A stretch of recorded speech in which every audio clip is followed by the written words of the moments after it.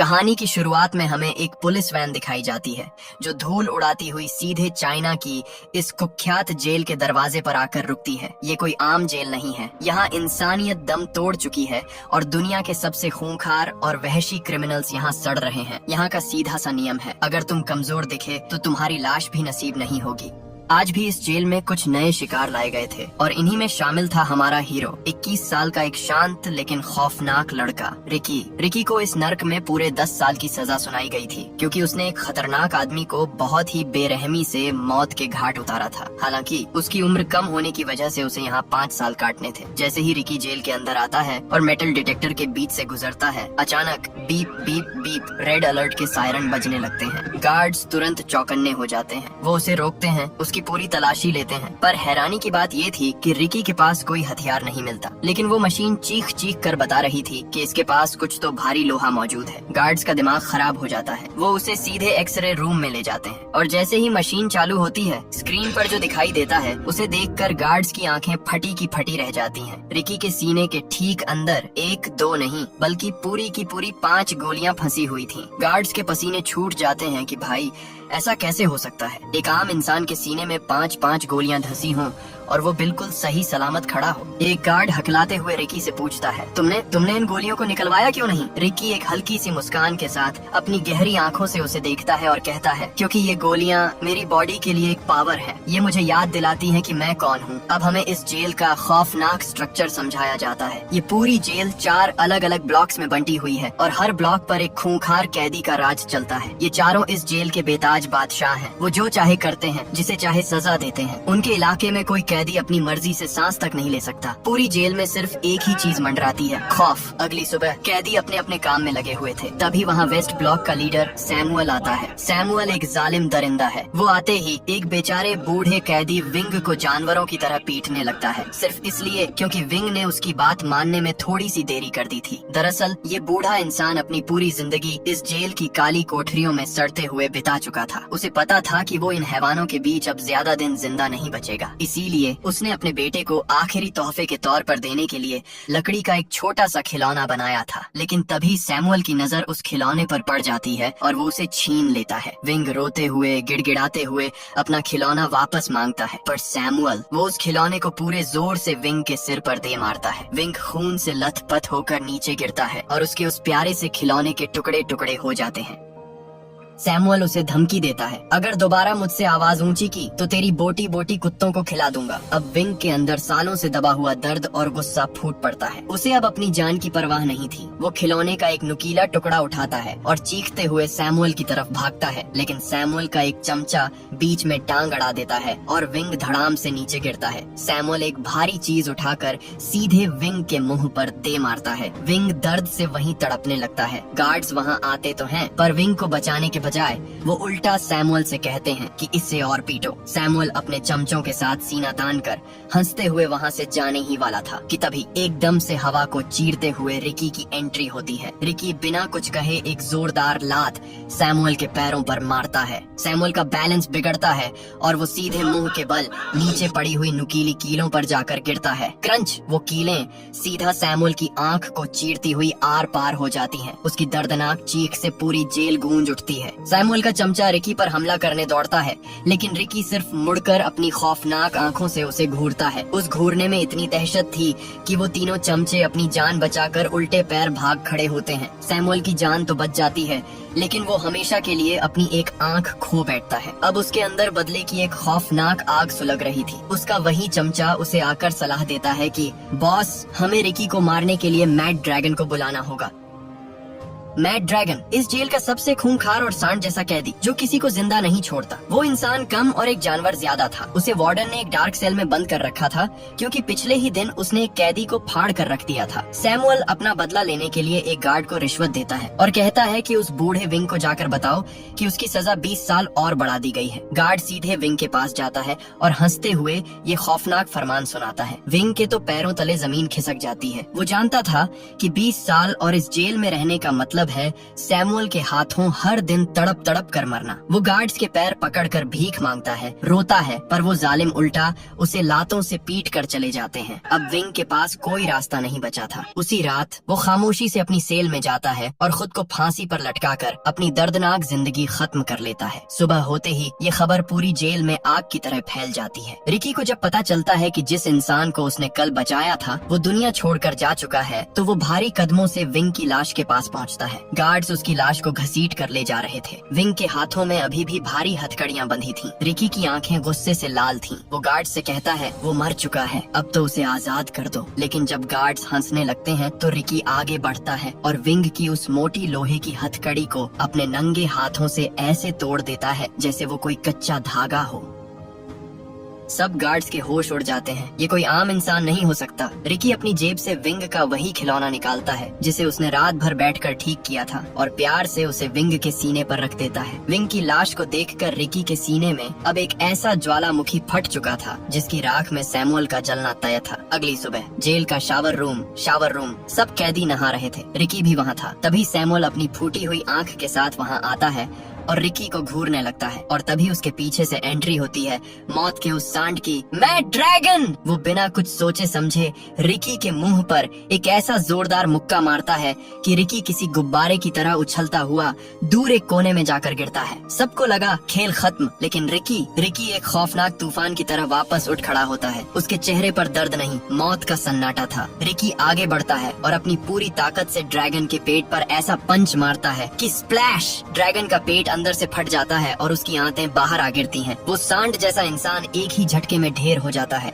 ये खौफनाक मंजर देखकर सैमुअल की रूह कांप जाती है। वो पागलपन में एक लंबी कील उठाता है और रिकी के हाथ के आर पार कर देता है, लेकिन रिकी के चेहरे पर कोई शिकन नहीं। वो सैमुअल की उंगलियों को पकड़ता है और उन्हें सूखी लकड़ियों की तरह कटक कटक तोड़ डालता है। अब रिकी का आखिरी दांव था। वो एक जोरदार मुक्का सैमुअल के पेट के आर पार निकाल देता है। खून का फव्वारा छूटता है और सैमुअल की लाश वहीं जमीन पर बिछ जाती है। पूरी जेल में सन्नाटा छा जाता है। जो कैदी ये देख रहे थे उनकी पैंट गीली हो चुकी थी। गार्ड्स तुरंत आते हैं और रिकी को पकड़ लेते हैं। तभी वहाँ नॉर्थ ब्लॉक का लीडर नारुमी आता है। वो रिकी को अपनी टीम में शामिल होने का ऑफर देता है, लेकिन रिकी उसे एक चूहे की तरह इग्नोर करके वहाँ से चला जाता है। रिकी को सीधे जेल की सबसे खतरनाक काल कोठरी में डाल दिया जाता है। यहाँ अंधेरे में बैठे रिकी को अचानक सीने में दर्द होता है और हमें एक फ्लैशबैक दिखाई देता है। फ्लैशबैक में रिकी एक स्टूडेंट था जिसके माँ बाप इस दुनिया में नहीं थे। वो अपने माँ बाप की कब्र पर खड़ा था। तभी उसका मार्शल आर्ट मास्टर जेंग वहाँ आता है। मास्टर रिकी से उसकी ताकत का मुजाहिरा करने को कहता है। रिकी पूरी ताकत से मास्टर पर हमला करता है, लेकिन मास्टर उसे 1 सेकंड में धूल चटा देता है। मास्टर उसे समझाता है, रिकी तुम्हारे अंदर ताकत है, लेकिन तुम्हारा गुस्सा तुम्हारी सबसे बड़ी कमजोरी है। जब तक तुम अपने दिमाग को शांत करना नहीं सीखोगे तुम कभी असली मास्टर नहीं बन पाओगे।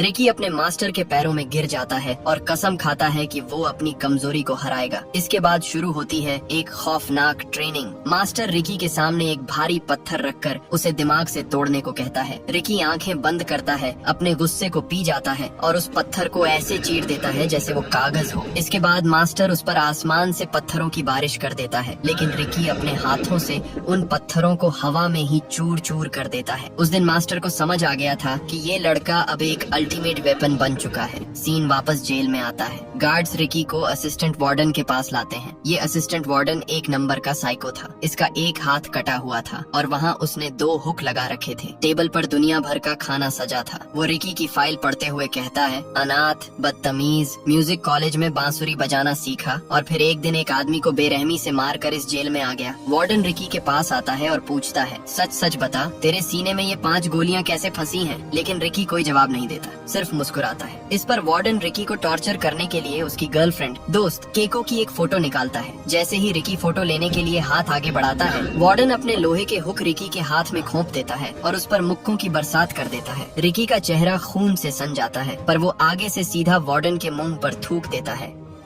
गुस्से में पागल वार्डन उस फोटो को अपने पैरों तले कुचल देता है। ये देखकर रिकी का खून खौल उठता है। वो एक झटके में उस भारी भरकम टेबल को बीच से 2 टुकड़ों में फाड़ देता है। वार्डन डर के मारे एक बिल्ली की तरह कोने में दुबक जाता है। रिकी चाहता तो उसका मुंह वहीं तोड़ देता, लेकिन उसे अपने मास्टर की बात याद आती है। वो खुद पर कंट्रोल करता है और चुपचाप वहाँ से चला जाता है। रात का समय था। रिकी अपनी सेल में अपनी दोस्त की टूटी हुई फोटो देखकर अंदर से टूट चुका था। अपना दर्द कम करने के लिए वो एक बांसुरी निकालता है और एक बहुत ही इमोशनल धुन बजाने लगता है। लेकिन तभी एक गार्ड आकर उसे गालियां देता है और कहता है कि अगर दोबारा बांसुरी बजाई तो इसके टुकड़े टुकड़े कर दूंगा। अगले दिन सैमुअल का बचा हुआ चमचा जैसे ही बाहर आता है, पूरी जेल के कैदी उसे घेर लेते हैं। सब उससे विंग की मौत का बदला लेना चाहते थे।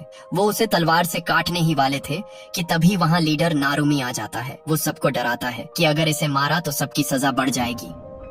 लेकिन वोंग नाम का एक कैदी भड़क जाता है और नारुमी से कहता है, जब हम पर जुल्म होता था तब तू कहाँ था? आज इसे क्यों बचा रहा है? ये सुनना था कि नारुमी का ईगो हर्ट हो जाता है। वो बिना पलक झपकाए अपनी तलवार से वोंग का मुंह बीच से चीर डालता है। वोंग वहीं तड़प तड़प कर जान दे देता है। ऊपर खड़ा असिस्टेंट वार्डन ये सब देखकर बहुत खुश होता है। वो वोंग की लाश को अपने हुक में फंसाकर घसीटते हुए ले जाता है और नारुमी को बुलाकर एक हथियार देता है। जैसे इसे मारा है वैसे ही अब तुझे रिकी को मारना होगा। नारुमी जानता था कि रिकी कोई आम कैदी नहीं है, पर वार्डन का हुक्म था। अगले दिन नारुमी जेल के ग्राउंड में आता है। उसने खौफ फैलाने के लिए वोंग की लाश को जंजीरों से लटका रखा था। वोंग की लाश देखकर रिकी का खून एक बार फिर उबलने लगता है। तभी पीछे से नारुमी रिकी पर हमला कर देता है। दोनों के बीच एक ब्रूटल हाथापाई शुरू होती है। रिकी भारी पड़ रहा था, इसलिए नारुमी धोखे से रिकी की आंखों में पिसा हुआ कांच फेंक देता है। रिकी पूरी तरह अंधा हो जाता है। उसे कुछ दिखाई नहीं दे रहा था। इसी का फायदा उठाकर नारुमी एक बड़ा सा छुरा रिकी के बाजू के आर पार कर देता है। रिकी जमीन पर गिर पड़ता है। सबको लगा रिकी का खेल खत्म, लेकिन रिकी के हाथ में अचानक पानी की एक मोटी पाइपलाइन आ जाती है। वो अपनी पूरी ताकत से उस लोहे के पाइप को फाड़ देता है। पानी का फव्वारा फूटता है और रिकी तुरंत अपनी आंखें धो लेता है। उसकी आंखें लाल अंगारे की तरह चमक रही थीं। अब रिकी एक खौफनाक तूफान बन चुका था। वो नारुमी पर किसी भूखे शेर की तरह टूट पड़ता है। रिकी एक ऐसा जोरदार तमाचा नारुमी के मुंह पर मारता है कि उसकी आंख कंचे की तरह बाहर निकलकर जमीन पर गिर जाती है। ऊपर खड़ा वार्डन ये देखकर सुन्न पड़ जाता है। रिकी अपने कटे हुए बाजू की नसों को खींचकर एक दूसरे से बांध देता है और दोबारा हमले के लिए खड़ा हो जाता है। नारुमी हार मानकर अपना ही चाकू अपने पेट में घोंप लेता है, लेकिन ये सिर्फ उसकी एक चाल थी। जैसे ही रिकी पास आता है, नारुमी अपने पेट से अपनी आंतें निकालकर रिकी के गले में लपेटकर उसे फंसाने की कोशिश करता है। पर रिकी तो रिकी था। उसने नारुमी को हवा में उठाया और उसके सिर पर एक ऐसा मुक्का मारा कि उसके सिर की हर एक हड्डी का चूरा बन गया। नारुमी का खेल हमेशा के लिए खत्म। रिकी वोंग की लाश को नीचे उतारता है। वो सब कैदियों की तरफ देखकर चीखता है, इस बेकसूर की मौत का जिम्मेदार वो वार्डन है, उसे जान से मार डालो। ये सुनते ही कैदियों का बरसों का दबा गुस्सा फूट पड़ता है और वो वार्डन को मारने दौड़ पड़ते हैं। लेकिन तभी जेल के बाकी तीनों लीडर्स वहाँ आ जाते हैं। पहला छेंग, एक खतरनाक लड़की जो हवा से भी तेज मूव करती थी। दूसरा कितामा, एक विशालकाय रेसलर। और तीसरा ब्रैंडन, सुइयों से हमला करने वाला शैतान। वार्डन रिकी को भड़काता है कि हिम्मत है तो इन्हें मार कर दिखा, पर रिकी खामोशी से वोंग की लाश उठाता है और वहाँ से चला जाता है। वो इस भ्रष्ट सिस्टम के इशारों पर नाचने वाला मोहरा नहीं बनना चाहता था। कुछ दिनों बाद रिकी दूर बैठा एक पत्ते से धुन बजा रहा था। तभी एक छोटा लड़का जो एक कैदी था उसके पास आता है और वो भी पत्ते से धुन बजाने की कोशिश करता है, पर बजा नहीं पाता। रिकी प्यार से उसे सिखाने लगता है, लेकिन वो लड़का अचानक फूट फूट कर रोने लगता है। रिकी जब उससे पूछता है तो वो लड़का अपना मुंह खोलता है। उसकी आधी जबान कटी हुई थी। दरअसल वार्डन के कुछ काले राज उस लड़के को पता चल गए थे, इसलिए उस जालिम ने उसकी जबान ही काट दी थी। ये देखकर रिकी का दिल अंदर से रो पड़ता है। वो अपनी सबसे कीमती बांसुरी उस लड़के को दे देता है। लड़का खुशी खुशी बांसुरी बजाता है और बदले में रिकी को कुछ अजीब से पत्ते देता है। रिकी जैसे ही उन पत्तों को देखता है उसका दिमाग भन्ना जाता है। ये कोई आम पत्ते नहीं बल्कि अफीम और नशा बनाने वाले पत्ते थे। असल में जेल के लीडर्स इसी नशीली खेती से लाखों की काली कमाई कर रहे थे। ये बात चेंग, लड़की लीडर को पता चल जाती है कि उस गूंगे लड़के ने रिकी को पत्तों के बारे में बता दिया है। वो उस लड़के को पकड़वाती है और रिकी को मारने का हुक्म देती है, लेकिन जब वो लड़का मना कर देता है तो चेंग और उसके गुंडे उस मासूम को बेरहमी से मौत के घाट उतार देते हैं। जब रिकी वहाँ पहुँचता है तो उस बच्चे की लाश को देखकर उसका दिमाग पूरी तरह सुन्न पड़ जाता है। लाश के पास वही बांसुरी पड़ी थी। अब रिकी के अंदर इंसानियत खत्म हो चुकी थी। अब सिर्फ एक शैतान आजाद हुआ था। रिकी सीधा उन नशीले पौधों के बाग में जाता है और पूरे के पूरे बाग को आग के हवाले कर देता है। जब चेंग वहाँ पहुँचती है तब तक उसकी करोड़ों की खेती राख बन चुकी थी। चेंग गुस्से से पागल होकर रिकी पर हमला करती है। वो हवा में उड़कर रिकी को ऐसी लात मारती है कि रिकी दूर दीवार में जाकर धंस जाता है। इसी बीच जेल में आग फैलने की खबर से सारे कैदी आजादी के लिए बाहर भागने लगते हैं। पूरे नर्क में तबाही मच जाती है। वार्डन की हालत खराब थी क्योंकि अगले ही दिन जेल का मेन वार्डन, असली बॉस, आने वाला था। इधर रिकी लड़ते लड़ते हिम्मत हार रहा था, लेकिन तभी उसे अपने मास्टर की बात याद आती है। दुश्मन को यकीन दिला दो कि तुम हार चुके हो और फिर अपनी पूरी ताकत एक झटके में आजाद कर दो। रिकी वापस खड़ा होता है, लेकिन तभी ब्रैंडन अपनी नुकीली कीलों वाली रस्सियों से रिकी पर हमला कर देता है। वो रस्सियां रिकी की बॉडी के आर पार हो जाती हैं। उसे जकड़ लिया जाता है और तभी सांड कितामा उसे दबोच लेता है। लेकिन अचानक सायरन बजता है। गार्ड्स फायरिंग शुरू कर देते हैं। कितामा जान बचाने के लिए रिकी को एक सेल में खींच लेता है। अब असिस्टेंट वार्डन एक खौफनाक चाल चलता है। वो सेल के दरवाजे लॉक कर देता है और अंदर तेजी से सीमेंट भरने लगता है। वो रिकी और कितामा को जिंदा दीवार में चुनवा देना चाहता था। सीमेंट गले तक आ चुका था। दोनों की मौत पक्की थी। लेकिन तभी रिकी अपनी आखिरी ताकत लगाता है और उस लोहे और सीमेंट की दीवार को बम की तरह फाड़ कर बाहर निकल आता है। वो इंसानियत दिखाते हुए दुश्मन कितामा को भी बचा लेता है।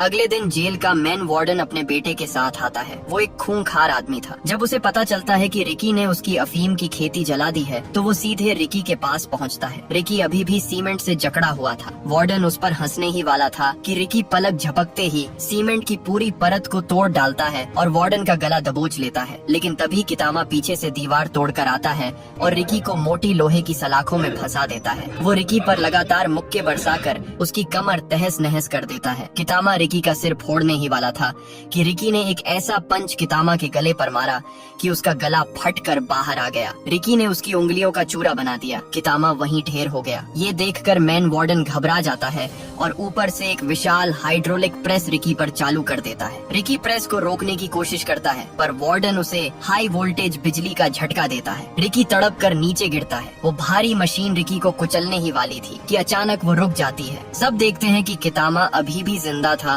और उसने अपने आखिरी पलों में उस मशीन को रोक रखा था। कितामा के दिल में रिकी के लिए इज्जत आ गई थी क्योंकि रिकी ने उसे बचाया था। रिकी तुरंत बाहर निकलता है पर कितामा हार मान लेता है और वो मशीन उसे बेरहमी से कुचल डालती है। कितामा की जेब से उसकी माँ की फोटो उड़कर रिकी के पास आती है। अब रिकी का गुस्सा कंट्रोल से बाहर था। वार्डन रिकी को एक गहरे गड्ढे में फेंक देता है और उसे जंजीरों से बांध देता है। वार्डन बाकी कैदियों से कहता है कि रिकी को जिंदा दफना दो। 2 कैदी मना करते हैं तो वार्डन उन्हें वहीं गोलियों से भून देता है। डर के मारे सब कैदी रोते हुए रिकी के ऊपर मिट्टी डालना शुरू करते हैं। वार्डन कहता है अगर 7 दिन तक इसमें जिंदा रहा तो आजाद कर दूंगा। गड्ढे में सिर्फ सांस लेने के लिए एक छोटा सा बांस का पाइप था। रात को चैंग और ब्रैंडन आते हैं और उस पाइप को भी बंद कर देते हैं ताकि रिकी घुट घुट कर मर जाए, पर रिकी अंदर से ही उस बांस को फाड़ देता है। यहाँ एक फ्लैशबैक आता है। रिकी की गर्लफ्रेंड केको को कुछ गुंडों ने अगवा कर लिया था। केको ने अपनी इज्जत बचाने के लिए छत से कूदकर जान दे दी थी। इसी वजह से रिकी ने उस गुंडे के बॉस की टांगें तोड़कर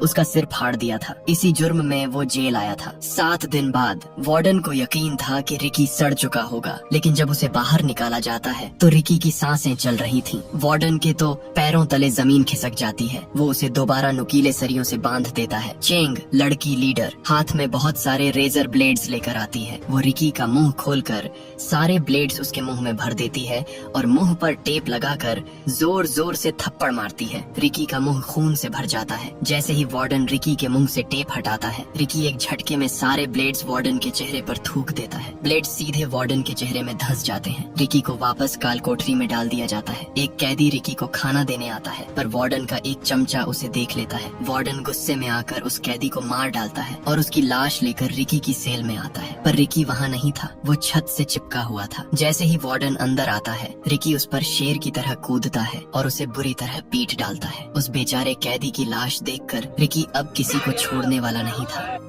जेल में जंग छिड़ जाती है। सारे कैदी गार्ड्स पर टूट पड़ते हैं। असिस्टेंट वार्डन अंधाधुंध गोलियां चला रहा था, लेकिन रिकी गार्ड्स को ढाल बनाकर आगे बढ़ता है और असिस्टेंट वार्डन का पेट गोलियों से गुब्बारे की तरह फट जाता है। तभी चेंग और ब्रैंडन रिकी पर हमला करते हैं। ब्रैंडन कीलों से हमला करता है जिससे रिकी उबलते हुए गर्म पानी के टैंक में गिर जाता है। चेंग रिकी को मारने के लिए पानी में लात मारती है, पर रिकी उबलते पानी के अंदर से ही उसकी टांग पकड़ता है और उसे वहीं तोड़कर रख देता है। डर के मारे ब्रैंडन भागता है, पर मैन वार्डन खुद ब्रैंडन को गोली मारकर उड़ा देता है। अब आमने सामने थे सिर्फ दो लोग, खूंखार वार्डन और मौत का तूफान रिकी। रिकी उड़ते हुए एक ऐसी लात मारता है कि वार्डन दीवार से जा टकराता है, लेकिन तभी वार्डन का शरीर कांपने लगता है, उसकी हड्डियां चटकने लगती हैं और देखते ही देखते वो वार्डन एक विशाल, खौफनाक और घिनौने मॉन्स्टर में बदल जाता है। जी हाँ, वार्डन के पास भी एक खौफनाक सुपर पावर थी। वो मॉन्स्टर रिकी को उठाकर बुरी तरह पटकने लगता है, लेकिन रिकी हार कहाँ मानने वाला था। रिकी अपने दिमाग का इस्तेमाल करता है, अपनी सारी ताकत एक जगह इकट्ठी करता है और उस मॉन्स्टर को उठाकर सीधे वहाँ चल रहे एक विशाल मीट ग्राइंडर मशीन में फेंक देता है। मशीन चालू होती है